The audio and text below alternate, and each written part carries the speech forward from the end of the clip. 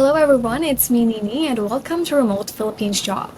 And today I'm so excited to be chatting with Morian. She is one of our amazing team members here in the Philippines. And we wanted to give you a real look into what's exactly like working with us behind the scenes.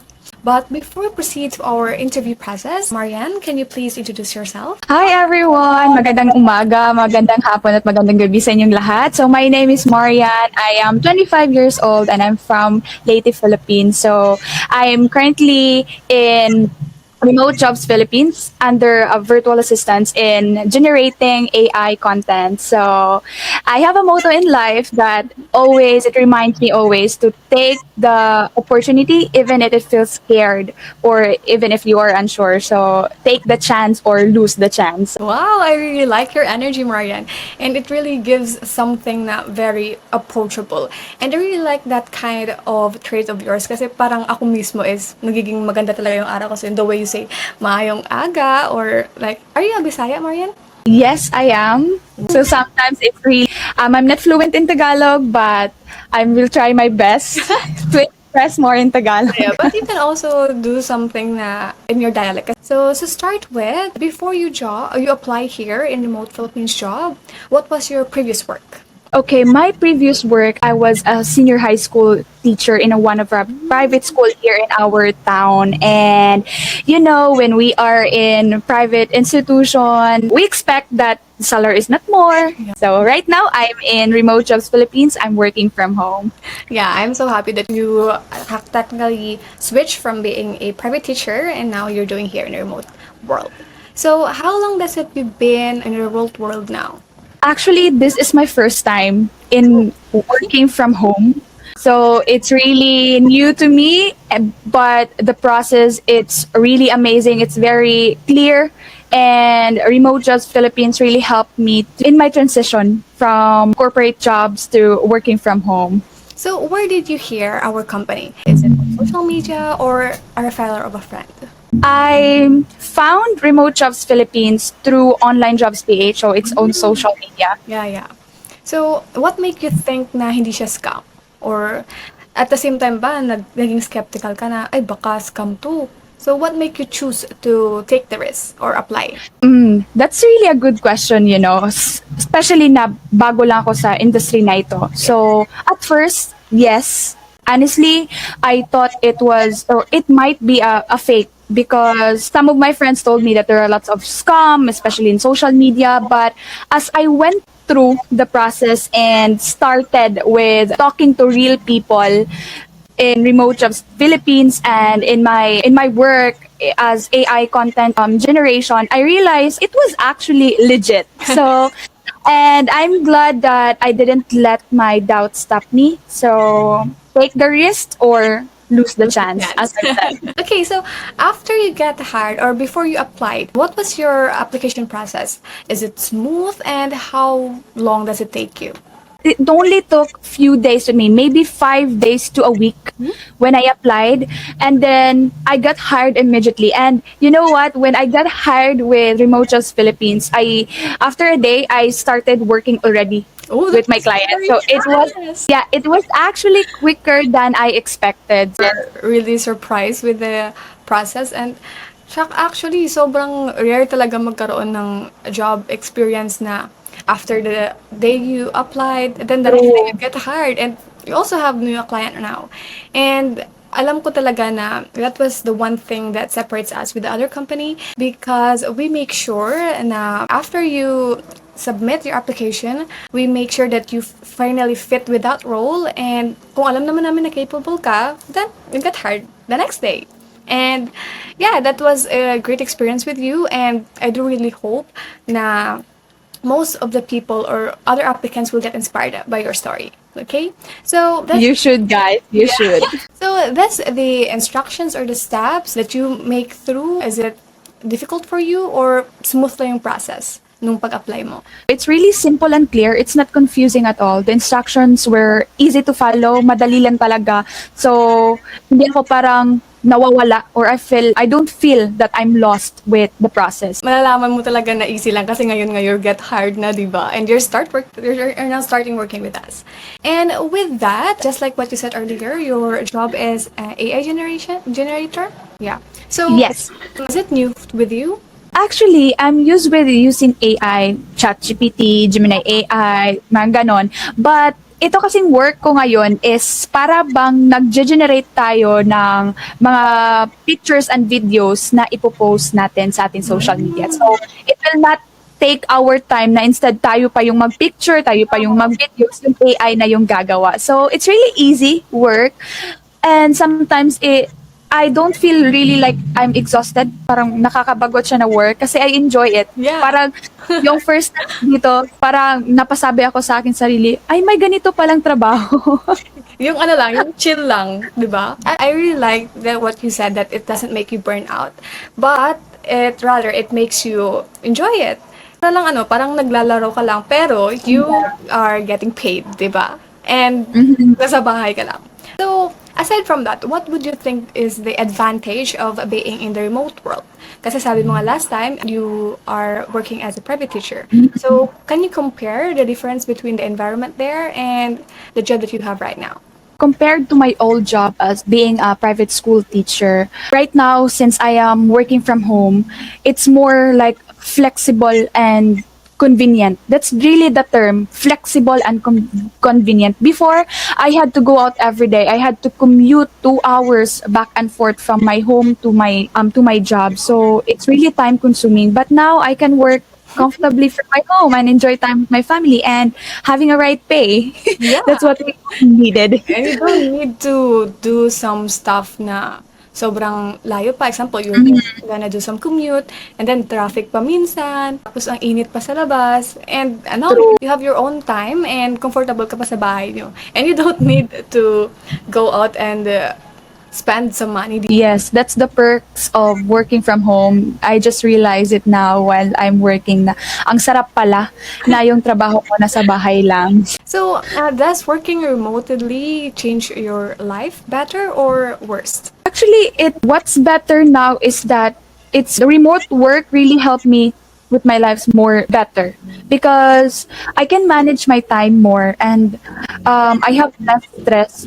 I know many can understand with me na commuting can affect then sa stress na ating capabilities. But I also get what's best with working from home, as I've said, that I get to spend time with me, just working from home and to be with my family. So it's really amazing. It's really fulfilling in myself that I was able to, parang andito lang ako sa bahay kahit anong kailangan ng aking family, anong kailangan ko, hindi time consuming para sa akin. So it really makes my life better. And whenever merong mga emergency, you don't need Yes, to be stressed about that kasi nandiyan ka na naman sa bahay and you can help them, di ba? Agad-agad. Okay, so now, how can you say or what can you say about the culture in our company with your teammates or even our manager? As I've said earlier, the process is easy, the flow, it's clear all in all. I can just reach out to anyone from the team, from my teammates as well, from my manager. So, nagre-reply lang din sila agad-agad. Although not just any seconds, but hindi ba parang na left behind ka na. Madali lang talaga silang i-approach kasi isang chat mo lang, you can receive a response. Even from my conflict ka with your delinquencies ba? Parang sa pay mo, regarding the work, talagang easy lang ang team to reach out. Yeah, and here in our company, we really make sure that even those newbies or even those who have experience, we treat everyone equal. Kasi one of our goal is to help one another to reach our own goal, not just to grow professionally, but also personally. So do you have some specific teammate and help you to be mentored before you joined? Just like someone. Yes, I have. Her name is Miss Elaine. So, alam mo, Miss Elaine is really helpful for me kasi alam naman natin na our managers is sometimes hindi talaga sila nakafocus sa atin ba. So, my teammate is really parang my shoulder to cry on, parang ganon.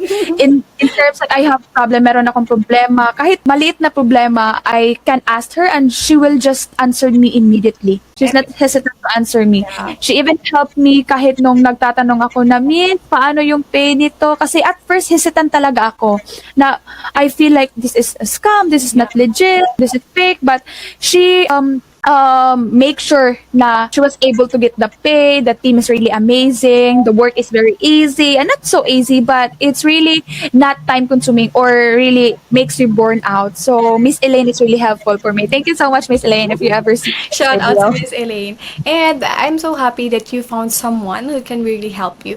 And nakakataba lang din ng puso na even though that we are working remotely and we don't see each other personally, like face to face, we do build some connections. Yeah. And I'm glad na you found that even though kaka-hired mo pa lang. And I'm also happy that Miss Elaine is willing to help you. And that's why, guys, that we are assuring you that here in our company, we really make sure that all we hired here are a very good person. Not just skillful, but syempre with a heart. Okay. So, before you joined our company, do you have some challenges that with your work before you transfer here? My challenges from my previous job.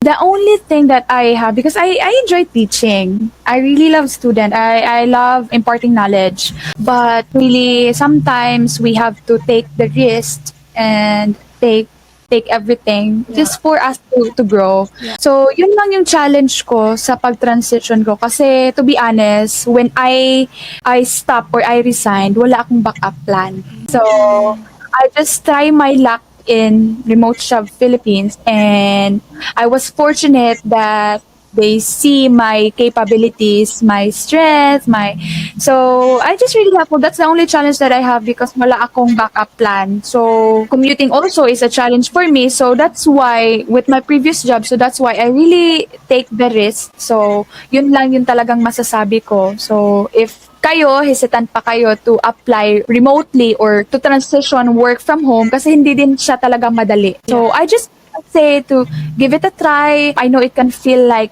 risky at first, but if you really want change in your life, if you really want to grow, it's worth taking the chance and trying. Yeah. And actually, one of the example that I can compare with shifting remotely is just like what we did when I was still studying. Because in pandemic era, aside from face to face, kasi meron pandemic, so we shift from online.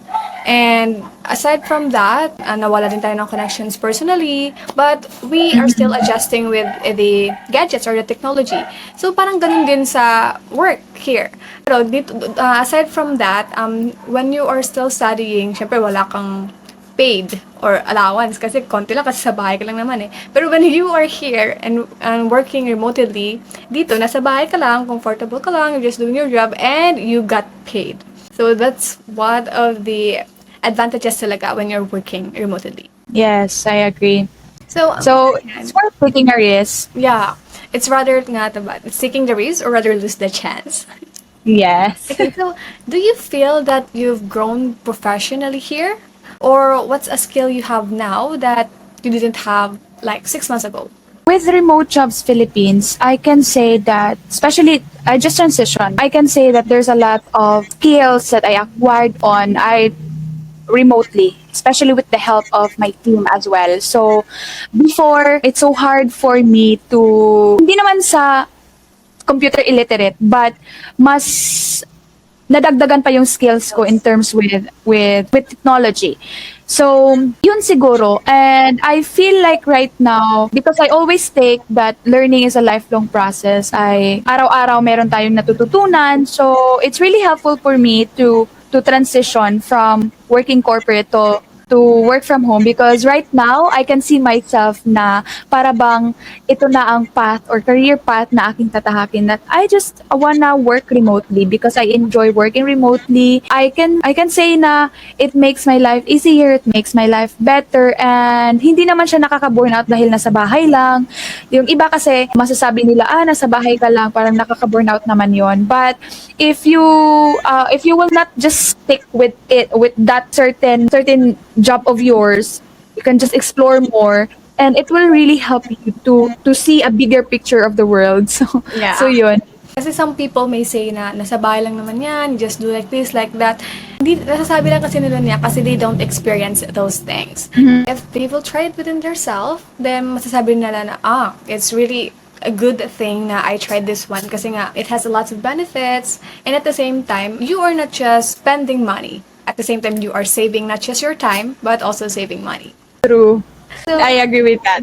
So, just like what you said earlier, ngayon na you start working na as an AI generation, do you also have your self-time or your me time? So, how do you spend or manage your recharge time now? Since nasa remote ka na, so, paano mo siya nagagawa? When working remotely, I just realized that it's really important to have a me time. Just a normal fact. And also, I'm an athlete, so I play softball. So during my pastime, I play softball, and right now I'm learning roller skating. So before, I don't have that time to explore roller skating or what I really want with my life. But right now, working remotely, I was able to learn. I know it's late, or maybe it's not too late to learn something new, but right now I'm really learning with roller skating. So that's what I enjoy working from home because I got to explore more things. Parang ganun ba? Naka-explore ako ng maraming bagay na, capable pala ako sa ganito. Pwede pala ako sa ganito. Kasi I have more time with it.